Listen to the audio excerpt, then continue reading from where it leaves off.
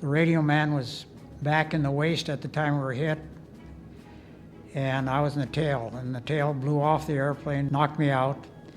The bombardier got blown out of the nose at the same time. He went straight out over his bomb site. We were on the bomb run, and the radio man happened to be back in the waist at the time helping the waist gunner who had gotten airsick his first mission, and he'd thrown up in his oxygen mask, so I suppose he was scared. And he passed out, and the radio man got out through the escape door just as it exploded.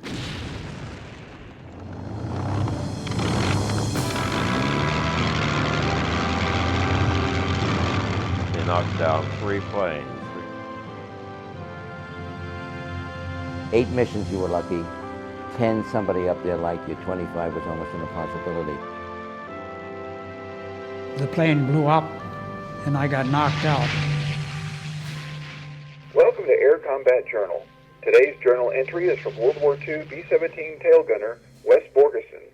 This is your pilot, John Sermon, asking you to sit tight and strap in. Air Combat Journal is ready for takeoff. Going to war. I was drafted when I was 18. In November, I was sworn in December 16th, 1943, and I went into cadets. The program was closed down, and I went to gunnery school.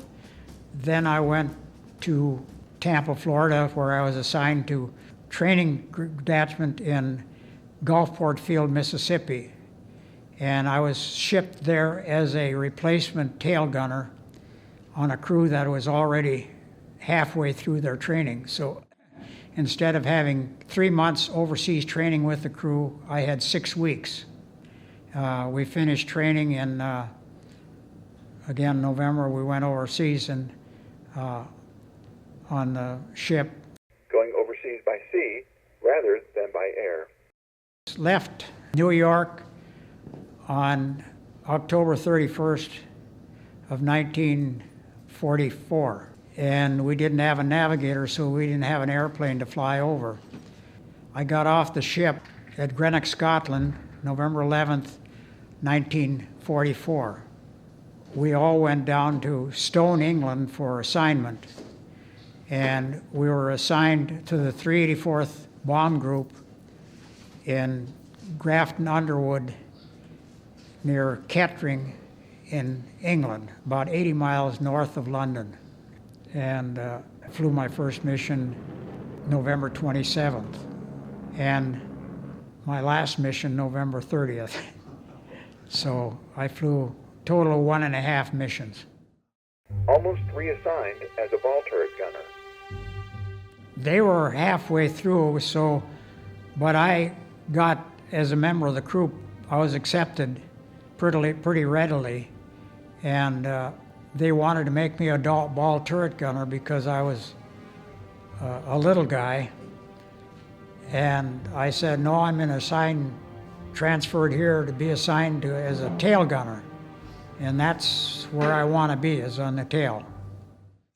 A tail gunner's responsibilities. Well, the main responsibility was just to shoot anybody that came up from behind. And as it turned out, the tail end of the war like that, or the tail end of our bombing, the Germans didn't have many fighter airplanes in the air at that time, so as it turned out, I never saw a German airplane until I was a POW. And the guns in the tail would not move very far.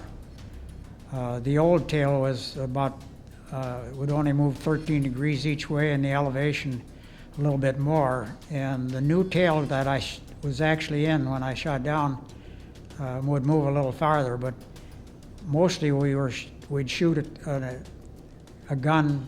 I had twin 50, one twin 50 in each hand, mounted on a pivot, and so they were basically handheld on a pivot. And you swung together, and then I had a ring sight out the window that I would shoot or use. The intense cold in the tail compartment. It was cold back there because the B-17 at that time there's no heat. And they had a heat pipe back there, but by the time the air got from the front to the back, why, it was all cold anyhow, so it was just a cold draft all the time. And so it was colder than the devil back there, and we had a heated suit, and our gloves had wires through them, so we had heated gloves, and then we wore little things inside our boots that were sort of like a slipper that had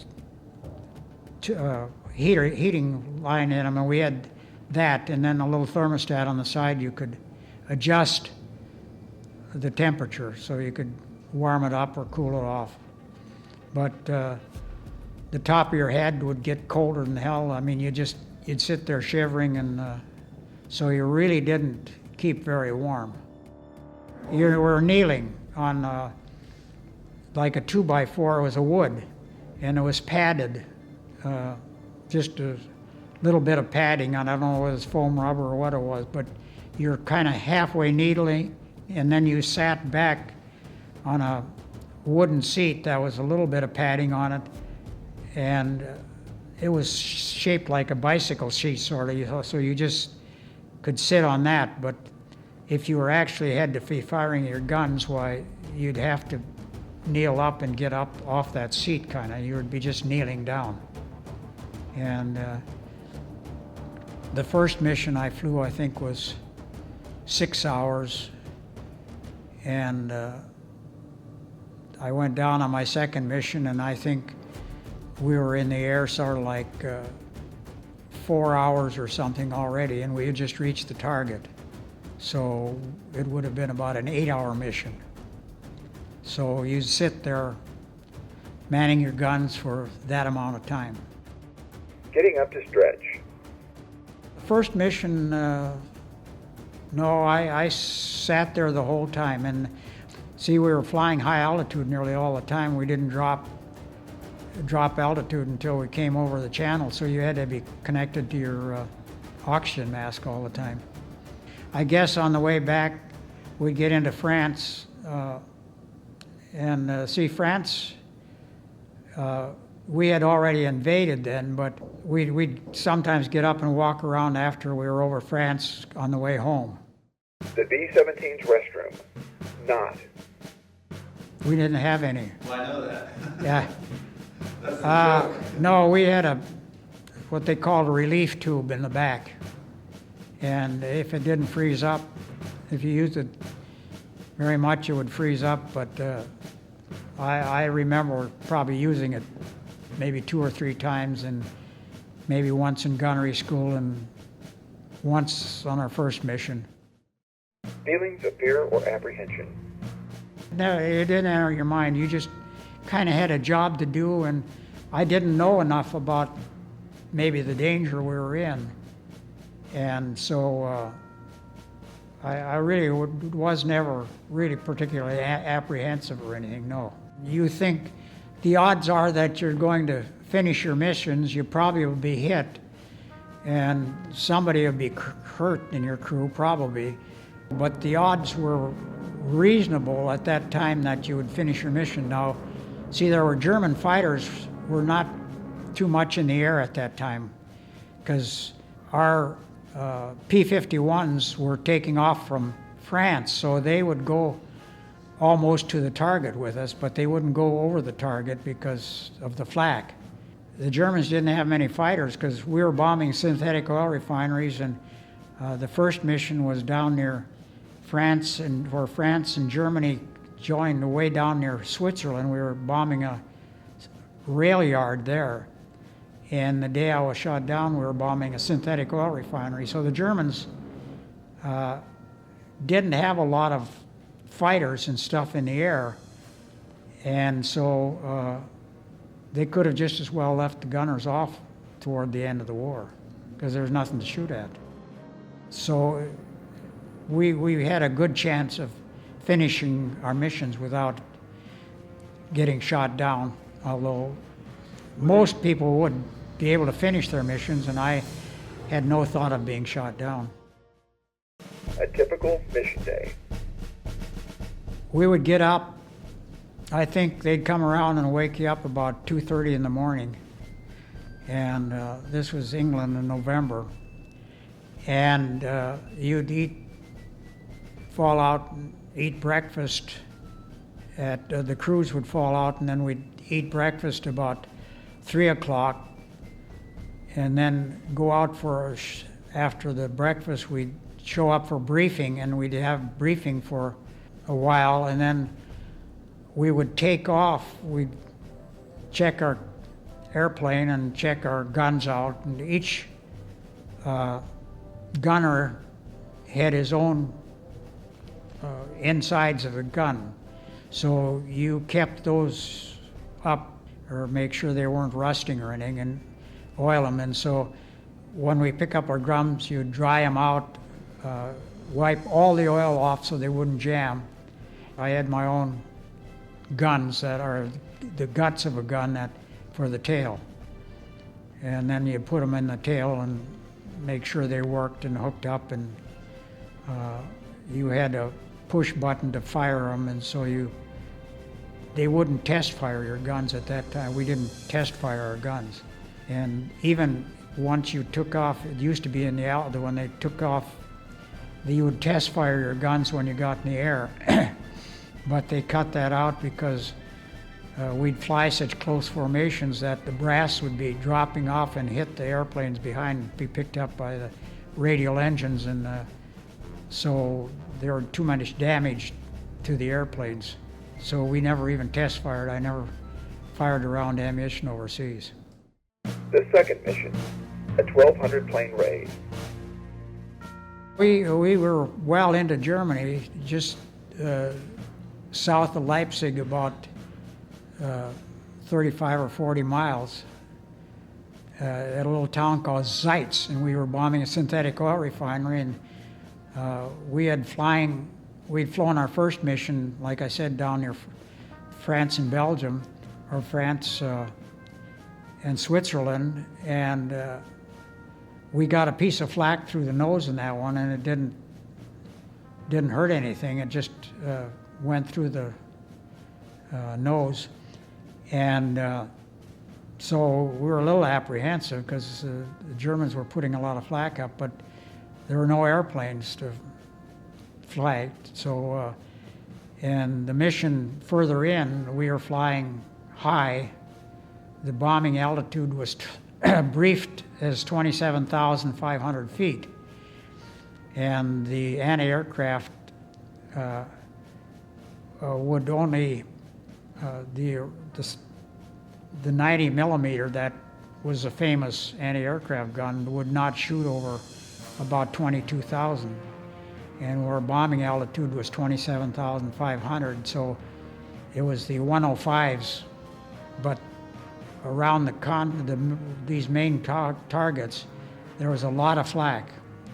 And the 105s would shoot up to about 27,000 or 25,000 or a little higher. And we were flying 27,500. But there was a lot of flak up there. There was actually, the 8th Air Force had 1,200 airplanes up that day, and they lost 27 from an aircraft. And our group, I think, lost 4 airplanes. We had 36 up, a high and low and lead squadron, and there were 12 planes in each one of the squadrons. And I think 4 of the 384th Bomb Group planes were shot down that day. Hit at 27,500 feet and on fire. We were hit behind number 3 engine on the right side. It's the inboard engine on the right side. And it hit a gas tank, and it blew gasoline into the bomb bays. As you know, the wings opened into the bomb bays, and the wings in a B-17 were real thick. And when the gasoline went into the bomb bays, the bomb bay doors were open, we were on the bomb run. And the air coming in, the door between the bomb bay and the radio room was open, and the gasoline came pouring through the waste, or into the waste through the radio room, and the radio man was back at the waist because, again, the waste gunners had almost passed out from he'd thrown up in his oxygen mask, and the radio man went back to help him. So he got caught in the fire, and the fire must have burned intensely for just a very short time, probably a few seconds, and and then the airplane blew. And I remember being by my escape hatch, which was on the right side of the airplane, right under the horizontal stabilizer, and there's a door about 2 feet square. And as I remember, I was back by that door, and the whole back end was on fire, and the side of my face was really hot, and I had pulled the pins on the door, and the door was supposed to fly open in the slipstream, but it didn't. And apparently I kicked at the door, and right then it was burning badly, and then the plane exploded, and I probably hit my head on something and knocked me out, because I remember being back by that escape hatch and pulling the pins on the thing and kicking at the door to get it popped open, and that's all I remember. The plane blew up, and I got knocked out, and apparently I came down in the tail section. The tail blew off, the right wing blew off, and the bombardier, when it exploded, was blown out the nose. He went straight out over the nose, and he was on the bomb run, so I think he took the bomb sight out with him, because when he was interrogated, he was asked whether he had gotten damaged the bomb sight, but I've got the record of the German evaluation of that crash, and his bomb sight was never found. It didn't end up with the wreckage, so apparently when he went out the nose, he took the bomb sight with him. He said he didn't destroy it, but apparently when he went out on the bomb, he went right straight out the nose. I think when it exploded, it probably blew the whole plexiglass nose off, because he had his chute on, and he opened his chute and he got out. And the navigator, who sits on the left side of the airplane, on the pilot side, and he's got a station there and a gun there and a gun out, a flexible gun, which they hardly ever used. And he went out, and I think probably, once we were on the bomb, and he had his parachute on, and he had a backpack. He wasn't the regular bombardier or regular navigator we had. And they found him away from the airplane, and his chute had never opened. And he had an injury across his stomach, so all I can think of, he went out the side of that thing, and he probably hit the propeller, and the propeller killed him, because apparently he never opened his chute, and he was found in Germany with his chute unopened. Hey, there's a guy in there.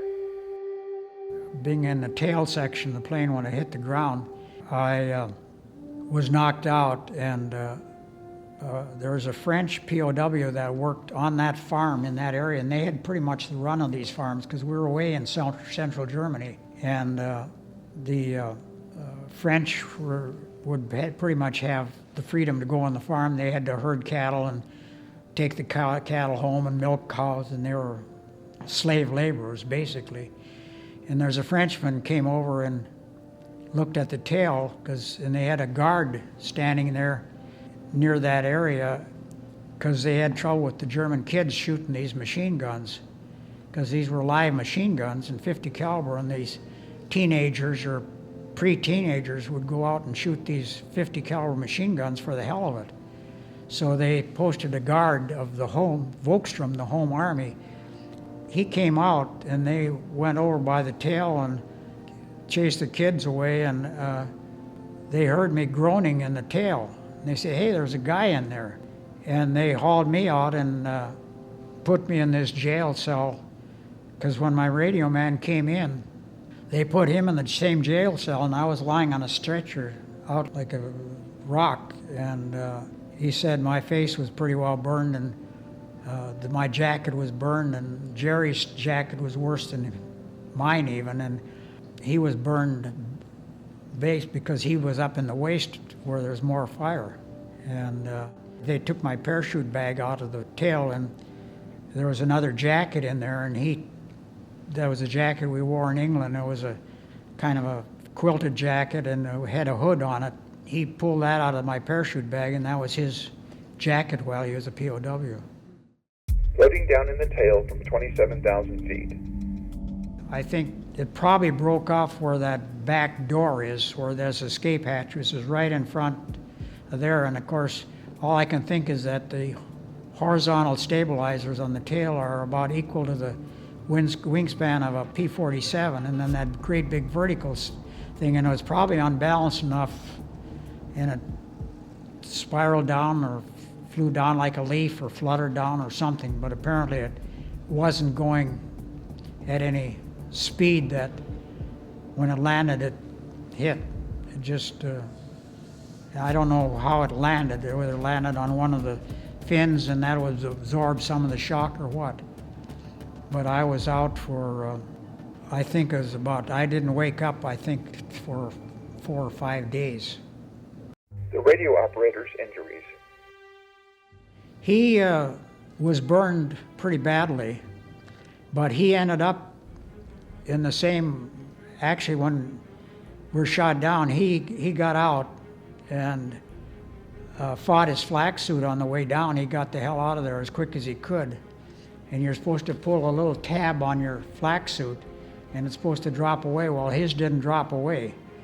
And he had to fight his flak suit because he had his parachute hanging under the flak suit, and he couldn't fasten the chest side, so he had it hooked on one side and hanging down under his arm. And he fought his flak suit off, and he finally got it off, and he looked down at the ground and he thought, well, it's pretty close.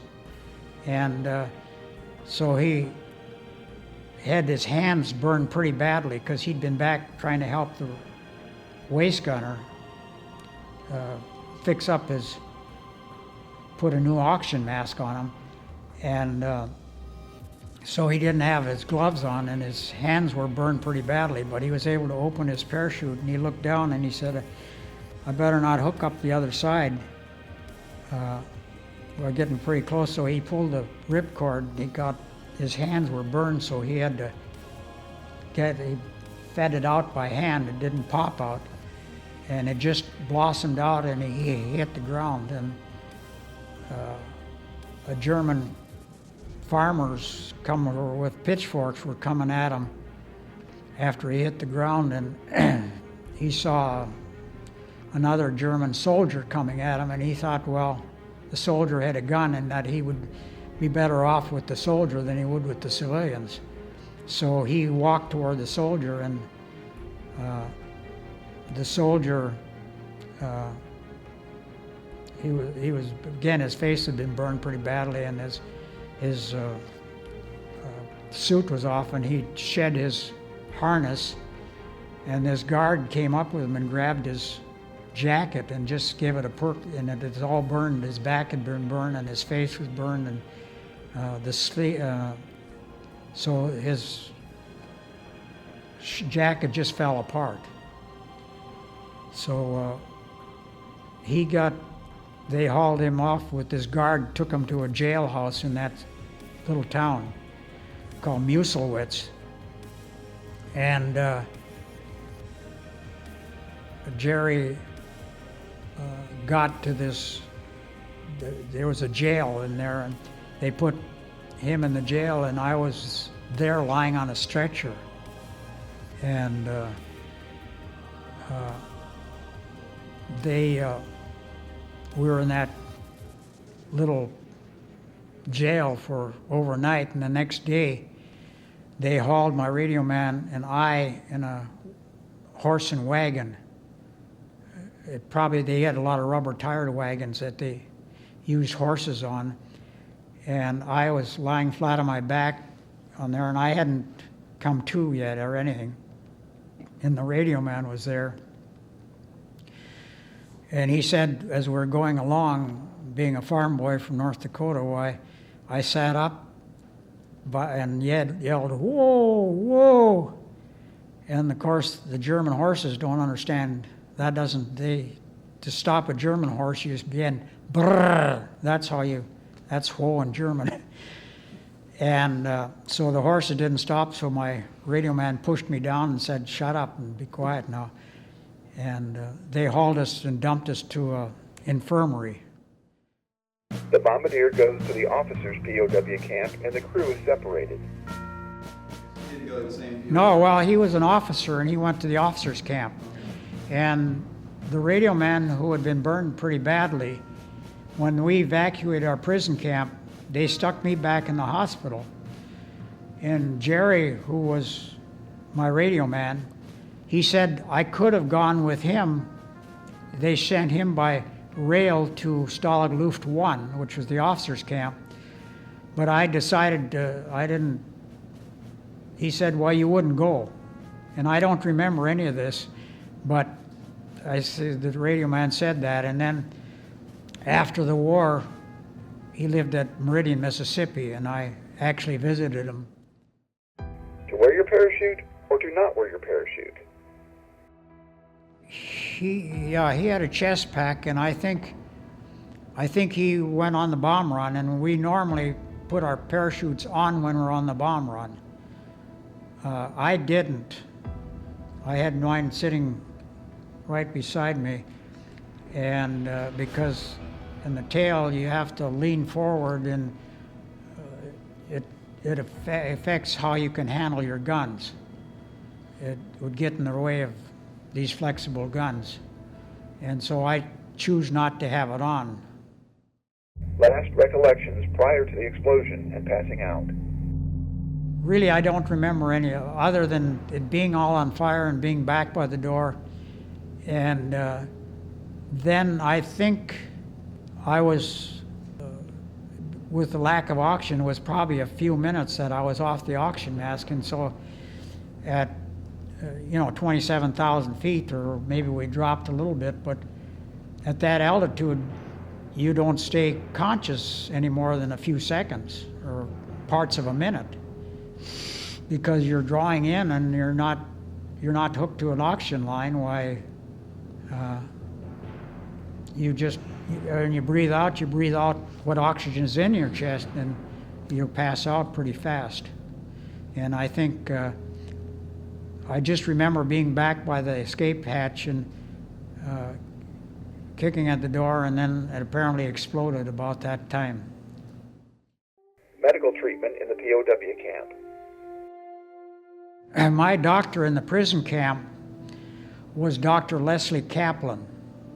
And if you wanted to look up a story, in 1946 he wrote an article, Death March Medic, because when he left the prison camp, he'd got shot down as a medical observer, and he decided he could serve the Air Force better, or the Army Air Force better, by being a doctor in a prison camp, and he was. And so he was my doctor in prison camp. And then after the war, he wrote a article for the Air Force, one of the Air Corps magazines, called The Death March Medic. And later on, he was a MD, flight surgeon. He was a Captain Kaplan. Evacuate the prison camp for the forced march. When we evacuated our prison camp, they stuck me back in the hospital. And Jerry, who was my radio man, he said I could have gone with him. They sent him by rail to Stalag Luft 1, which was the officers' camp. But I decided I didn't. He said, "Well, you wouldn't go." And I don't remember any of this, but the radio man said that. And then after the war, we got together again he lived at Meridian, Mississippi, and I actually visited him. Confidence and liberation. Well, I don't know, I guess when you live through some of it, and I just wasn't going to die.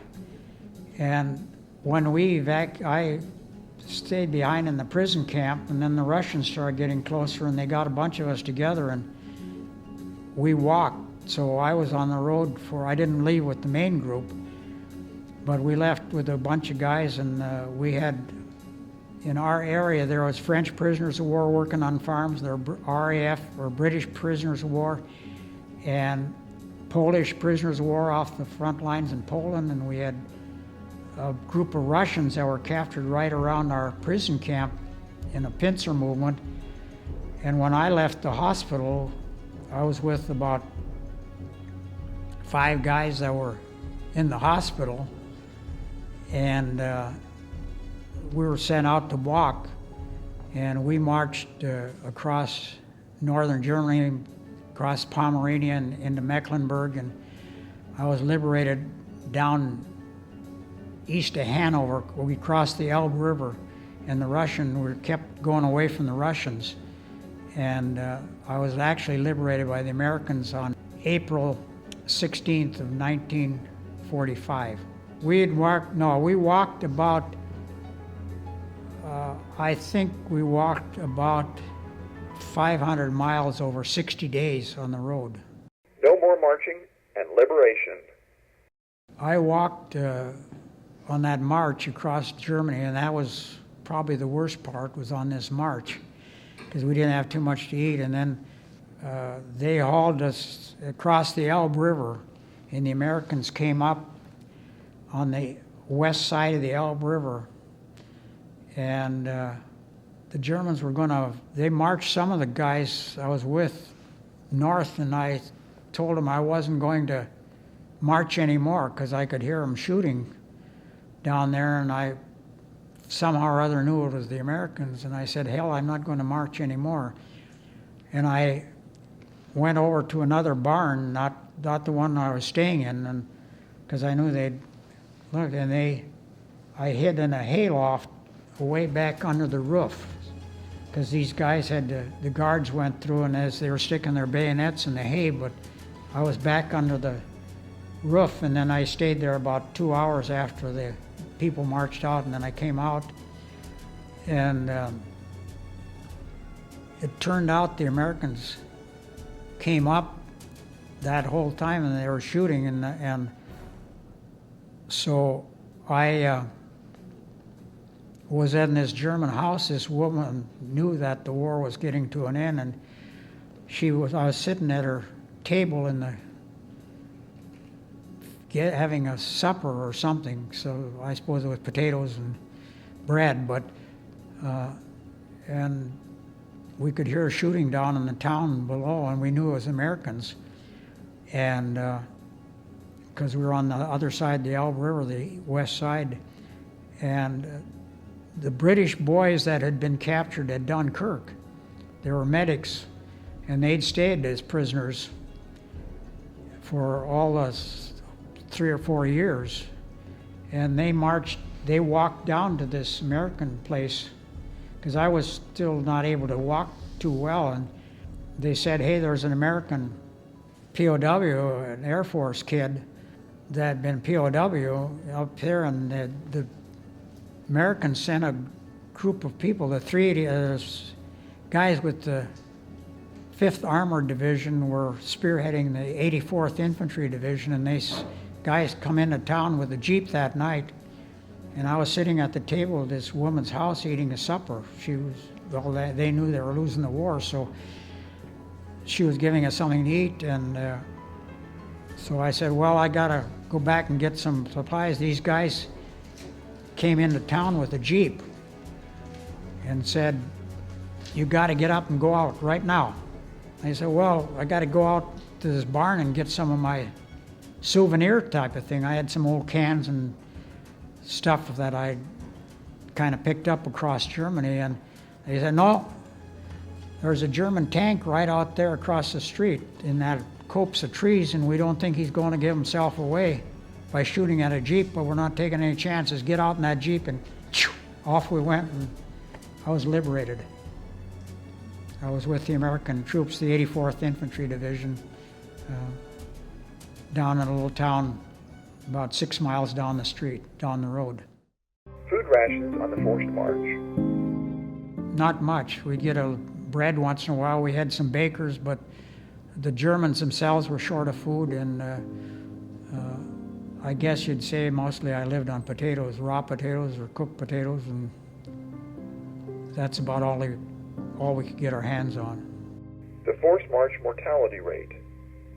Well, my group, we didn't lose anybody, except because our group was kind of held down, and we had a bunch of Russians marching with us, and one of the Russians, the only guy we lost was this one Russian, and there was a big bottle of white gasoline that they'd used to thrash, which they thrashed inside, and he thought it was vodka, and he drank it. And the next morning he got up, he was sick and had thrown up and stuff, and the Germans went in and guards and shot him and threw him out of a manure pile. That's the only guy we lost that I know of. The Russian government's position on Russian POWs. Well, the Russians' position was that if you were a prisoner of war, you were a traitor, because a Russian is expected to fight till he gets killed. And if he didn't get killed, he must have surrendered. And if you surrendered, you're considered a traitor. So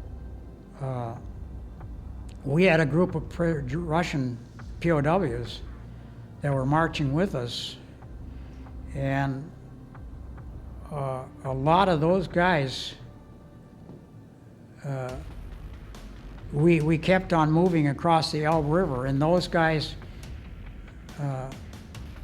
I think the Russians that were walked with us, so were separated from us before we got to the Elbe River, at a little town called Parkim, and they were put in a work party, and because they became slave laborers, and then the Russians got up to the Elbe River, so they were probably liberated by their own people, and I really don't know what happened to them. They were sent back to Russia, and I've heard that some of them were executed, but I don't know.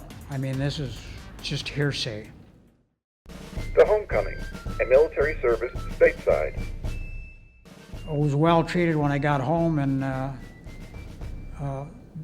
they were going to, I thought, well, I'll get out pretty quick, so I couldn't get out because I only been prisoner for a short time, and at that time, I went out, I had my 60-day leave at home after there because I'd been a POW, and then I was sent to Santa Monica, California, and the war was ending about then, but I didn't have enough time in to get out. And there you couldn't get out unless you'd been a POW for a year or longer. And so I said, well, hell, I got beat out, I didn't go on my mission, so I'll go into a B-29 outfit.